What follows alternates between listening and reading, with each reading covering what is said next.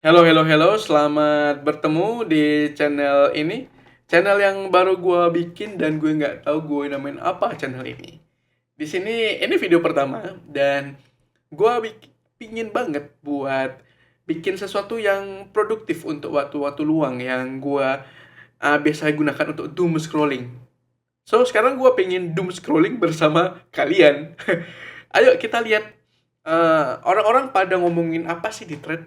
Eh, Mungkin di sini gue bakal lihat postingan kalian dan kalau memang postingan yang gue komenin itu dari kalian bisa tulis di komen ya.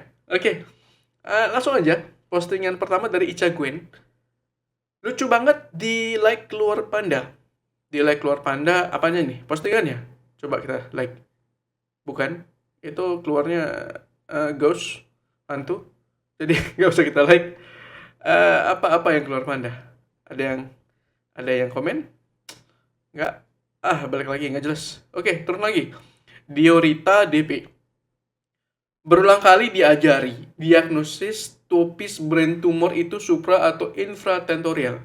Oke, sepertinya dia seorang dokter. Syukur-syukur bisa sebut lobusnya kanan kiri. Tiap ronde selalu diulang. Lah kok isih nulis struktur peka nyeri. Iki sing salah sakjane sopo? Opo aku kurang galak? Mengko nek galak dilaporke kudu pijal. Kayaknya orang Jogja kali ya. Di sini dia kayak si Mbak Dio ini sepertinya seorang dosen di kedokteran mungkin ini ya. Yang dia kayaknya kesel sama mahasiswanya karena mahasiswa kedokteran ini sepertinya rada-rada stupid kayaknya. Coba kita lihat komennya. Jadi link MR zaman PPDS Mbak, semangat Bu. Ya ini mungkin curhatan emak-emak kayaknya. Oke, emak-emak dokter. Pas aja, kayaknya nggak menarik. Oke, berikutnya Om underscore Dika underscore. Salah satu cara bikin orang Jogja seneng itu simple. Kasih mereka gaji 3,5 juta sebulan, mereka pasti seneng banget. Karena rata-rata mereka digaji 2,5 juta. Bahkan nggak sedikit yang di bawah 2,5 juta. Oh, ora guys. Ya bener. Gua orang Jogja. Makanya postingan ini keluar di gua. Ya, UMR Jogja itu pertama memang kecil banget. Yang kedua, banyak orang di Jogja, mungkin nggak cuma di Jogja ya, di tempat-tempat yang lain juga sama. Tapi di Jogja memang gajinya di bawah 2,5 juta. Bahkan ada saudara gua, saudara dekat lah, mungkin kita sama-sama satu kakek itu ya. Sepupu lah, sepupu ngomongnya. Dia seorang apoteker. Gajinya tau nggak berapa guys? Dia gajinya sebulan cuma 2,1 apa 2,2 juta. Apoteker loh. Sekolahnya sulit, sekolahnya mahal, lama. Cuma digaji segitu. Dan bagaimana dengan profesi lain? Ya, ya emang ini sesuatu yang bisa dikatakan mengenaskan. Coba kita lihat komen-komen orang. Pernah nanya sama resepsionis salah satu hotel Jogja dengan jam kerja 9 sampai 12. Maksudnya apa nih? 9 sampai jam 12 malam atau cuma 3 jam?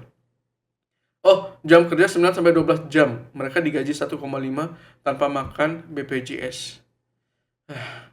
Gimana sih?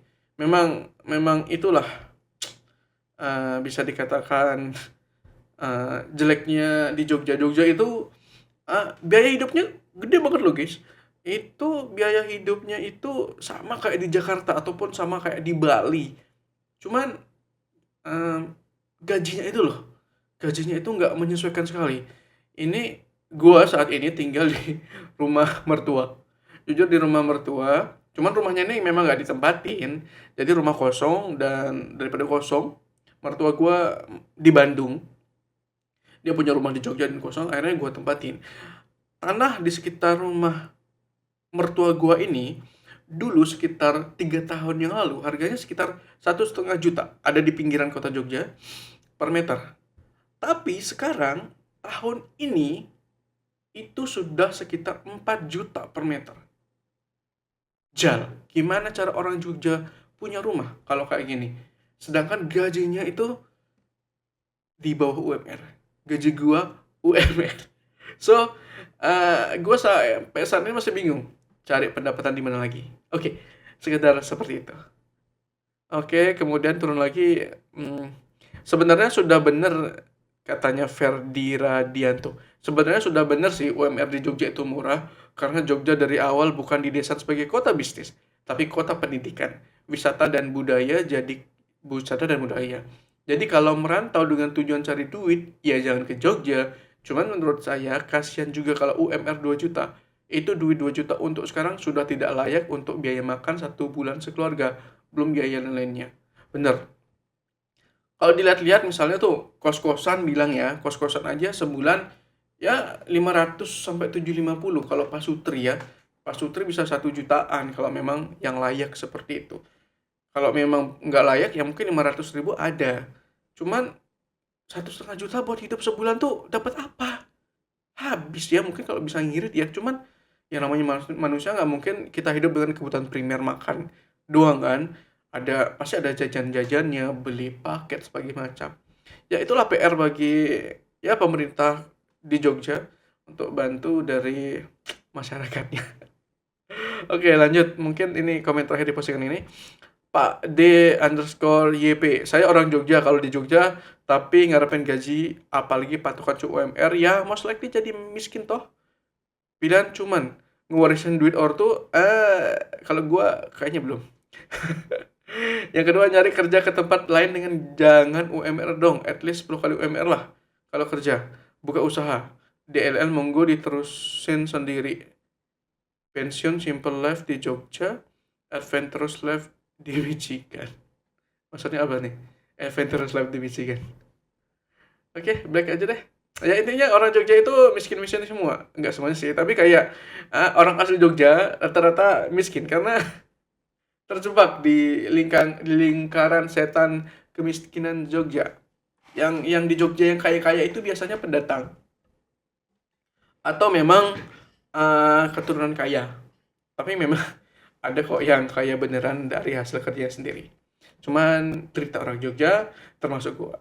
Oke, lanjut. Johannes underscore Ari. Halloween adalah perebutan oleh sekularisme atau peringatan semua orang kudus oleh gereja Katolik. Jadi mungkin dia ngomongin tentang sejarah Halloween ya. Jujur gue nggak paham Halloween itu seperti apa sebelumnya. Uh, Halloween itu tentang apa sih? Coba kita lihat. Halloween, sejarah Halloween itu aja kali ya. Oke, kita cari sejarah Halloween. Oke, penggunaan kata Halloween atau Halloween berawal pada sekitar tahun 1785 dan berasal dari kekristenan. Kata Halloween berarti malam yang dikuduskan. Oke, Halloween berarti malam yang dikuduskan atau malam suci dan berasal dari suatu istilah Skotlandia untuk All Hallows Eve, malam para kudus, yaitu malam sebelum hari raya semua orang kudus. Oke, berarti ini hari raya yang suci bagi umat Kristen. Cuman kenapa orang-orang pada pada di ya apa dikostumi yang buruk-buruk kayak gitu ya. Coba kita lihat. Oke, dari Detik Jatim, ini ada sejarah dan asal-usul hari Halloween yang dirayakan setiap tanggal 31 Oktober. Coba kita baca sedikit. Tiap tanggal 31 Oktober dirayakan sebagai hari Halloween. Sebagian masyarakat di dunia pun ikut merayakannya, misalnya dengan pesan kostum. Tidak hanya itu, anak-anak sebagian negara ada yang merayakan hari Halloween dengan berkunjung di rumah ke rumah. Mereka biasanya bertanya trick or treat kepada tuan rumah. Jika tuan rumah memilih trick, berarti anak-anak akan jadi menjahili si pemilik rumah. Sebaliknya jika memilih treat, tuan rumah biasanya akan memberikan sesuatu seperti permen. Oh gitu. Biasanya dikasih langsung permen nggak sih? Sejarah Halloween melansir dari situs History. Hari Halloween berasal dari festival Celtic kuno Samhain, yakni ketika orang-orang menyalakan api unggun dan mengenakan kostum untuk mengusir hantu. Oh, seperti itu. Jadi itu festival orang-orang Celtic. Orang-orang Celtic itu pagan nggak sih? Oke, terus pada abad ke-8, Paus Georgius III menetapkan 1 November sebagai waktu untuk menghormati semua orang kudus atau All Saints Day dengan memasukkan beberapa tradisi Samhain. Malam malam sebelum All Saints Day dikenal sebagai All Hallows Eve yang kini populer dengan hari Halloween. Seiring waktu, hari Halloween berkembang menjadi hari kegiatan seperti trick or treat dan mengukir labu atau jack-o'-lantern. Ada juga yang menggelar pesta mewah dengan mengenakan beragam kostum sambil makan-makan. Oh, oh jadi intinya sebenarnya tuh hari Halloween itu ada dua peringatan sebenarnya. Untuk yang Celtic itu yang mengusir hantu, yang kedua All Saints Day. Jadi hari raya umat Kristiani seperti itu ya. Dan bisa kita lihat berarti itu ada dua hari yang berbeda sebenarnya. Mungkin kalau orang Islam uh, malam malam takbiran Idul Fitri kali ya. Jadi sebenarnya waktu dia tanggal sebelum besoknya Idul Fitri kan itu ada takbir keliling. Kadang-kadang kalau di tempat gue itu kayak minta minta minta zakat istilahnya, minta uang ke rumah-rumah. Mungkin kayak ini juga. Dan besoknya Idul Fitri.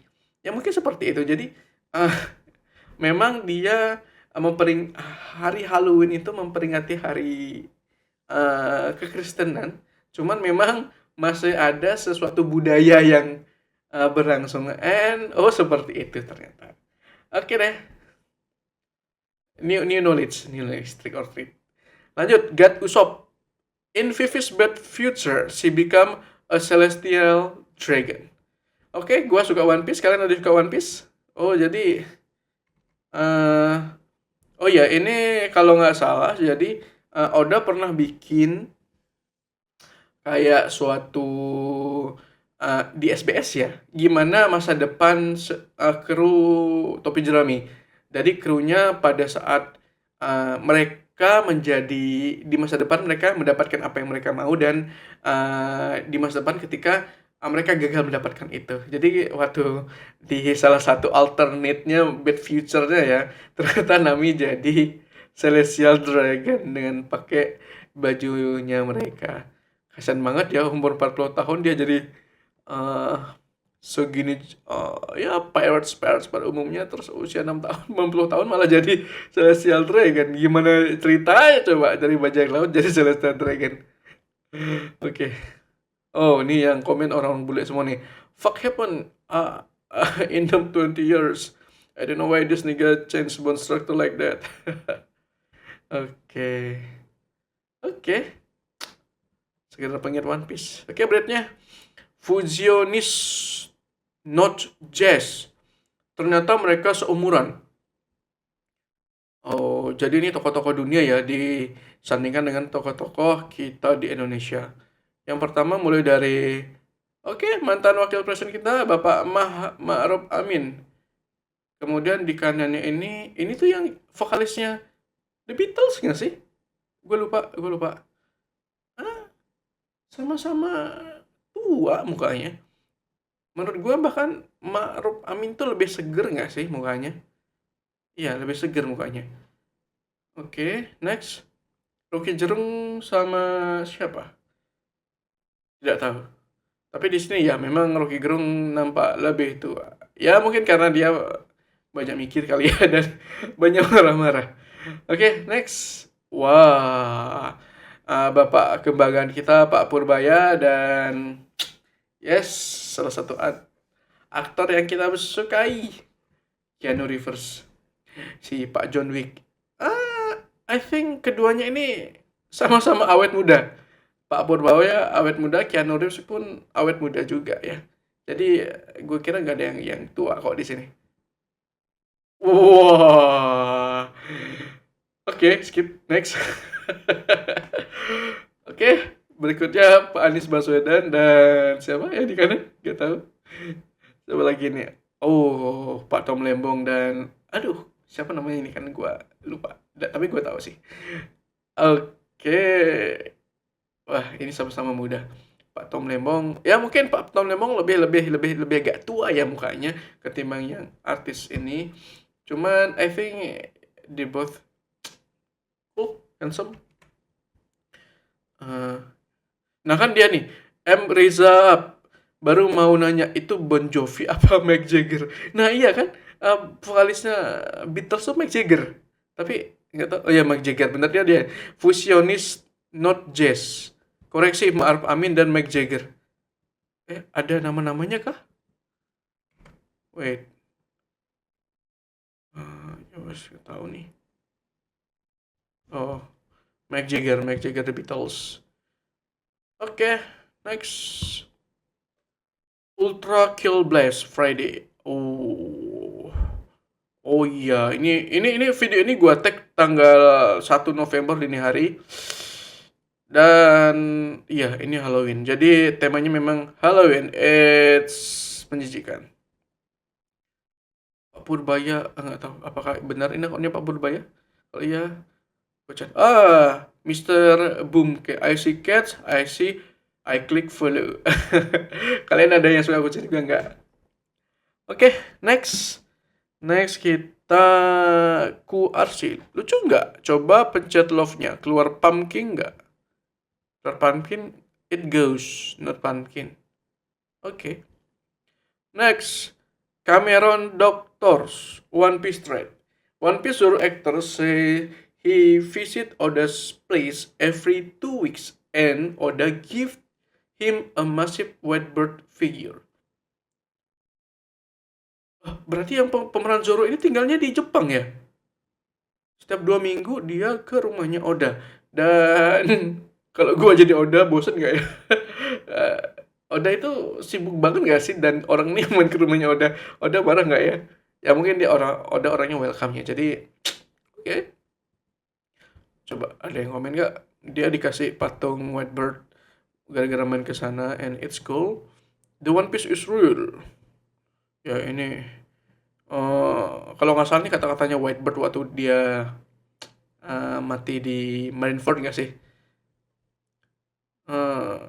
Damn, if I knew where he lived and had the blessing of being a content or befriending him and he lets me visit every now and then, I will never miss a play date. Kan orang-orang tuh pada mikir kayak kalau kalau boleh nggak main ke si Oda ini, karena tiap 2 minggu sekali main di Oda kalau nggak salah, bener nggak sih? Plus every two weeks berarti dia rajin banget ke sana, kayak bro banget sih ini. So, One Piece live action will reach the Marineford Arch when the actor that now plays Zoro will be able to play all Wilbur Gotch. Oke. Next. Pinane Fashion. Ada gaji ke-13 juga di era Pak Harto. PNS dapat tunjangan beras, berobat gratis, mau anak berapa juga era Pak Harto. Berobat gratis, mau anak berapa juga era Pak Harto. Dapat sarapan pagi dan makan siang gratis era Pak Harto. Presiden yang selama ini dibilang terkorup bahkan sampai tidak diberi gelar pahlawan dan dituduh pembunuh. Padahal jelas-jelas pembunuh itu PKI, DITII, DLL. Ya wes lah, nggak dapat gelar pahlawan juga nggak patean. Makam buat sendiri kok, tapi sepepet hidup masih enak zaman Pak Harto. PNS pernah bahagia tiba-tiba naik gaji 20-70% di era Gus Dur, dapat remunerasi sejak era Pak SBY. Gaji pensiunan pernah naik 20% di era Pak Harto. Oke, kalau gue terkait hal seperti ini sih, gimana ya? Ya semuanya balik lagi kepada ini suatu sistem yang ya sudah kronis menjadi degradasi, penurunan kualitas. Karena kalau kalian berpikir adanya masalah di satu kebijakan, I think itu karena kebijakan-kebijakan lainnya juga bermasalah. Misalnya apa? PNS yang dapat tunjangan-tunjangan seperti ini, rasanya tuh memang kasihan karena memang PNS atau ASN mereka layak mendapatkan semua ini karena ya mereka melayani negara. Namun memang untuk saat ini kan gimana ya? Kerja PNS itu mungkin di beberapa sektor kurang maksimal. Kemudian PNS juga sekarang tuh banyak banget, gak kayak dulu kan, membludak untuk jumlah PNS, sehingga aku rasa APBN terlalu berat untuk semua itu, untuk menggelontorkan banyak uang di satu sektor. Dan Ya gua rasa semuanya balik lagi kepada pribadi kita masing-masing. Dimana apa yang bisa kita berikan untuk negara gitu. Ya mungkin banyak ya kayak bayar pajak sebagai macam kita makan di mana pun itu ada pajaknya dan itu diserahkan ke negara tentunya. Tapi memang pengelolaan negara yang buruk sehingga yang kita berikan untuk negara itu seharusnya balik ke kita lagi. Namun di satu titik para koruptor itu ngambil semuanya. Para koruptor itu ngambil semuanya sehingga ya banyak orang-orang yang sejatinya harusnya mendapatkan hak mereka seperti PNS ini akhirnya nggak dapat ya. Oke kayak gitu. Jadi ya oke lah. Ini tinggal bagaimana pemerintahan Pak Prabowo sekarang. Ya semoga korupsi ini udah bangkit lah. Next, males gue ngomonginnya. Jaswin Dillon bersama murid-muridku calon dokter spesialis PPDS Paru FKUI, PPDS Paru UIN, dan calon dokter DKOAS FK UIN. Oke, jadi ini foto-foto dari dokter-dokter kita di masa depan. Ya, semoga kalian amanah, semoga kalian belajar yang bagus supaya kalian menjadi dokter yang bermartabat dan teliti. Amin. Oke lah. Oke, kemudian ini ada pajak smart. Gak usah banyak bacot. Purbaya gak usah banyak bacot. Ayo dimulai dari T41K 1,3T. Berani nggak di audit forensik? Berani nggak laporin ke KPK? T41K. Ini apa sih? Gua nggak tahu. Ini ada apaan? Ada apaan? Coba kita buka. Tipe malu Cortex harusnya udah OTW sama kayak Wush. Sengaja gua plesetin tulisannya biar nggak kedetek bot. Rantainya panjang bang, tetap awal. Apa ya? Sorry guys, gue kalau politik itu nggak begitu melek dengan update-update terbarunya. I think ini something like coba kali aja di thread berikutnya kita ketemu. Oke, next. Happy Halloween. Oke, postingan Halloween lagi. RSUA dan Orto Bro. Oh, ya postingan dokter. Next. Falafel sedot konten. Kenapa baby baru lahiran kan? Kok malah narkoba? Janji onet ke anak istri sebelum ditangkap polisi. Sekarang ingkar pakai narkoba bareng baby. Hah? Apa nih? Onat? Kenapa Onat? Kelihatan sih dari mukanya Onat. Momen Onat seperti Sako saat tampil di podcast. Lah, Onat kena kasus narkoba. Coba kita baca. Oke, janji Onat ke anak istri sebelum ditangkap polisi. Sekarang ingkar pakai narkoba bareng baby. Baby itu siapa? Ini siapa ini? Gue nggak tahu istrinya Onat itu siapa. Oke, lanjut. Onadio Leonardo ditangkap polisi karena kasus narkoba di Ciputat. Astaga. Onat kena kasus narkoba, cuy. Kenapa sih, Nat? Gak belajar dari Coki kah? Perasaan lu sering satu frame sama Coki kan? Ia dulu sempat berjanji berhenti memakai narkoba demi keluarga. Polisi masih menyelidiki kasus dan wanita yang tinggal bersamanya. Tribunnews.bogor.com, Onadio Leonardo pernah berjanji meninggalkan narkoba demi anak dan istri. Namun kini Onat dikabarkan di penjara bersama istrinya, Baby Priscilia. Onat pernah bercerita bahwa ia pengguna narkoba. Hal ini terjadi ketika karirnya bersama Killing Me Inside sedang naik turun. Tribunnews.bogor.com, Onadio Leonardo menunjukkan gelagat tidak biasa sebelum ditangkap polisi atas kasus narkoba. Istrinya Baby Priscilia bahkan sampai merasa aneh. Namun tak berselang lama Onat dikeluarkan dari band tersebut. And then gua keluar because a drug. Everything jenis narkoba you name it. I love it. I love drugs, kata Onat di YouTube Denny Sumargo. Meski suka, namun dia mengaku rela meninggalkan narkoba karena takut ditangkap polisi. Oke, kalau lu nanya ke gua, Nat, do you love drugs? I love it. Cuma gua takut ketangkap aja. Itu Indonesia men, banyak hukum yang gak fair katanya. Ya takut ketangkap, bukan karena gua gak suka. Tambah Onat. Musisi sekaligus presenter Onat Leonardo ditangkap polisi terkait kasus penyalahgunaan narkoba. Kabar penangkapan Onat sontak membuat publik terkejut. Ini 13 yang lalu ya. Oke, ini diakses, dipublish Kamis 30 Oktober pukul 23.25 dan ini videonya dibikin 1 November dini hari. Ia berpikir ketika ditangkap akan membuat keluarganya malu, termasuk anak dan istri. Masuk penjara, bapak ibu gua malu, istri gua malu, anak gua malah malu mungkin ya. Society gua malu, karir gua hancur, gua memikirkan orang lain karena gua berkeluarga katanya. Ia pun seolah berjanji tidak akan menyentuh narkoba lagi. Gue berhenti pakai narkoba karena anak istri. Gue mikir, kasihannya bini gue kalau gue ketangkap. Onat. Pas punya anak, oke stop it, berhenti pakai narkoba. Gelagat tak biasa Onat sebelum ditangkap polisi karena kasus narkoba. Baby istilah sampai aneh. Buat gue kok nggak paham. Ini bentar, di sini ada kata kalau dia bilang si Onat ini ditangkap sama Baby. Baby itu istrinya bukan? Aduh, maafkan gue yang nggak begitu melek gini-ginian. Ini loh, Onadio Leonardo pernah berjanji meninggalkan narkoba demi anak dan istri. Namun kini Onat dikabarkan di penjara bersama istrinya, Baby Priscilia. Loh. Berarti si Baby ini ketangkap juga kah? Coba kita buka juga ini. Oke, Onadio Leonardo menunjukkan gelagat tak biasa sebelum ditangkap polisi atas kasus narkoba. Istrinya Baby Priscilia bahkan sampai merasa aneh. Penyanyi Onat ditangkap polisi karena diduga terlibat dalam penyalahgunaan narkoba. Benar, kata Direktur Reserse Narkoba Polda Metro Jaya, Kombes Ahmad David. Namun Ahmad masih belum memaparkan kasus narkoba yang menjerat Onat. Nanti akan diinfokan setelah pemeriksaan, katanya. Menurutnya, hingga kini Onat masih menjalani pemeriksaan secara intensif. Lagi didalami, katanya. Nanti akan diinfokan setelah pemeriksaan ya, tambah Ahmad.